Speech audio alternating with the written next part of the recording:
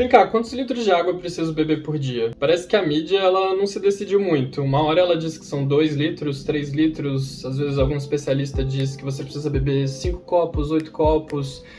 Mas e aí? Quanto de água é que eu preciso de fato beber por dia?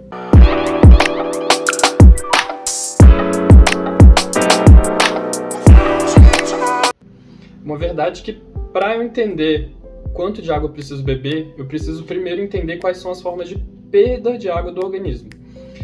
O nosso organismo ele tem 5 formas de perda de água principais, e antes de mencioná-las, eu quero te explicar de onde eu vou tirar os números que eu vou usar aqui nesse vídeo. Bom, antes de entrar no tópico, eu queria esclarecer que todos os dados desse vídeo foram retirados do livro Tratado de Fisiologia do Guyton. Ele é uma grande referência na área de fisiologia e é um dos livros mais utilizados nas universidades médicas, não só do Brasil como no mundo. Bom, a primeira forma de perda de água é através do suor. Essa forma é muito clássica, muita gente já conhece. Nós perdemos em média 100 ml de água por dia através do suor. Obviamente que essa taxa ela vai variar muito conforme a prática de exercício físico e também conforme a temperatura do local onde você vive. Então ela pode aumentar muito ou até ser um pouquinho mais reduzida. A segunda forma é através de difusão através da pele. E aqui eu não estou falando do suor. Eu estou falando de difusão através da pele mesmo. A nossa pele ela tem uma camada cornificada que ela impermeabiliza a nossa pele até certo ponto e ela impede que o nosso organismo perca água. Mas ela não é perfeita, então a gente acaba perdendo de 300 a 400 ml por dia de água através dessa forma. A terceira maneira de perder água é pela respiração. Então, no nosso pulmão, durante a respiração, especialmente na expiração, perde de 300 a 400 ml de água através de vapor d'água. A quarta forma é pelas fezes. A gente perde em média 100 ml de água pelas fezes e, obviamente, esse número também é muito variável, mas a gente utiliza essa média. As nossas fezes elas precisam estar minimamente umidificadas para não causar nenhum dano no trato digestório, quando elas caminham do trato digestório até serem expelidas. E, por fim, a mais óbvia de todas é através da urina.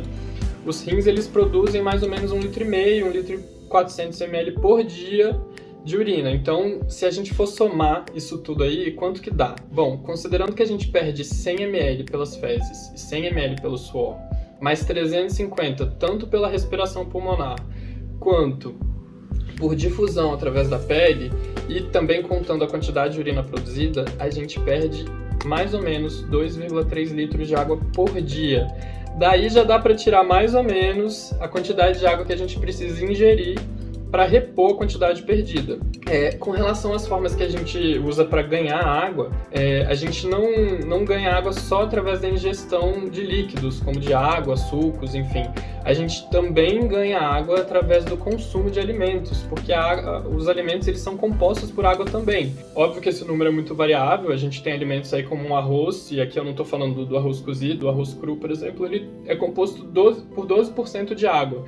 Já a melancia, ela tem mais ou menos 95% de água. Então, a depender da sua dieta, você vai precisar de consumir mais ou menos água, né? Para além da dieta e da ingestão de água através de líquidos, de água pura também, nós temos um ganho de água metabólico, que é quando nosso corpo faz a oxidação dos carboidratos que a gente consome e ele transforma esses carboidratos em água e CO2, né? Parte desse CO2 é expelido pelo pulmão e uma parte vira água. Então a gente tem um ganho de mais ou menos 200 ml de água por dia. Então se a gente considerar que a gente sintetiza 200 ml de água por dia, a gente precisaria ingerir 2 litros e 100 ml por dia para, junto com os 200 ml, a gente repor os 2 litros e 300 perdidos com relação às 5 formas de perda de água que eu mencionei anteriormente. É lógico que esses valores eles são só uma média e é muito difícil de bater o martelo, olha, você precisa consumir 2 litros, 3 litros de água. Isso vai depender de vários fatores. Vai depender do país onde você vive, da temperatura, vai depender do tipo de trabalho. Às vezes você tem um trabalho um pouco mais extenuante, que você usa de força física, então você vai transpirar muito mais. Vai depender de vários e vários fatores. Vai depender da sua idade, vai depender do gênero. Estima-se que os homens eles tenham até 20% a mais de água do que as mulheres, porque a porcentagem de água, a quantidade de água do nosso corpo, ela é inversamente proporcional à quantidade de tecido adiposo.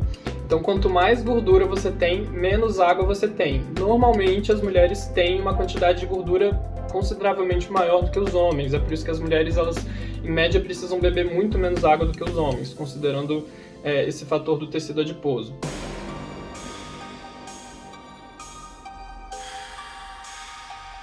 Então não confie em fórmulas mágicas, não confie em números mágicos. É óbvio que cada instituição vai dizer que você precisa de uma quantidade de água diferente, e isso é uma média que a gente faz considerando a população como um todo, mas isso vai depender muito do seu estilo de vida, como eu falei, da sua idade, do seu sexo, e principalmente o que eu queria que você entendesse aqui nesse vídeo é que a sua ingestão de água ela vai ter que se basear na perda de água que você tem. Concluindo, não existe fórmula mágica para você calcular quanto de água você precisa beber.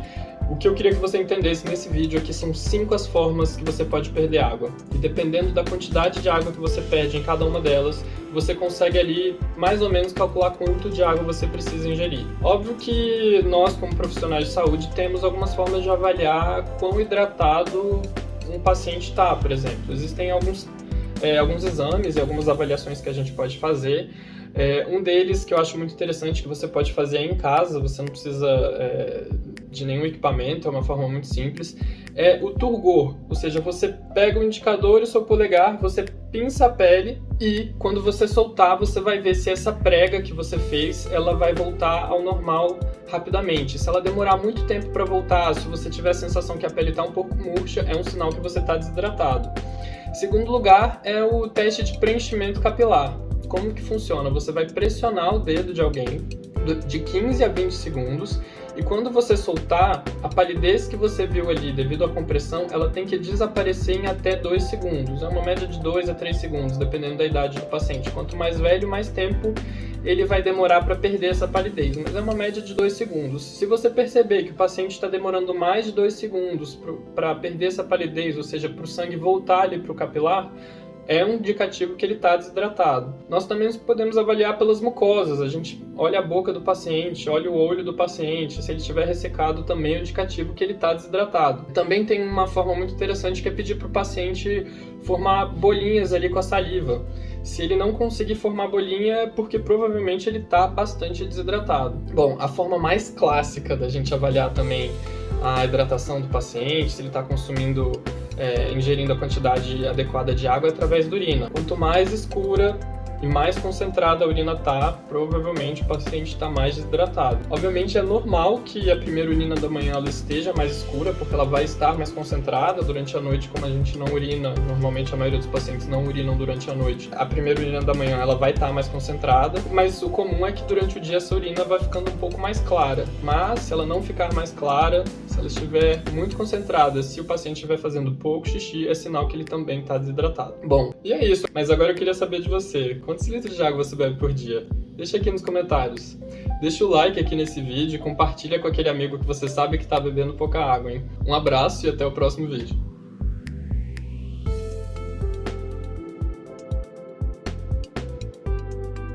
Referência, enfim. Bom, antes de por dia, eu preciso te explicar as formas que a gente perde água.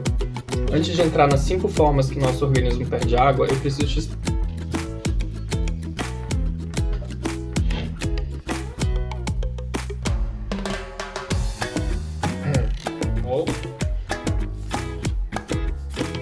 A sua ingestão de água ali. Então, a depender da sua dieta, você vai precisar de consumir mais ou menos água, né?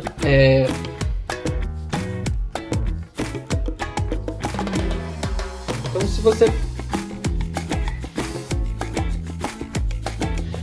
se você perda de água que você tem. Então, será que eu tô com uma diarreia, por exemplo? Se sim, você vai ter que consumir mais água.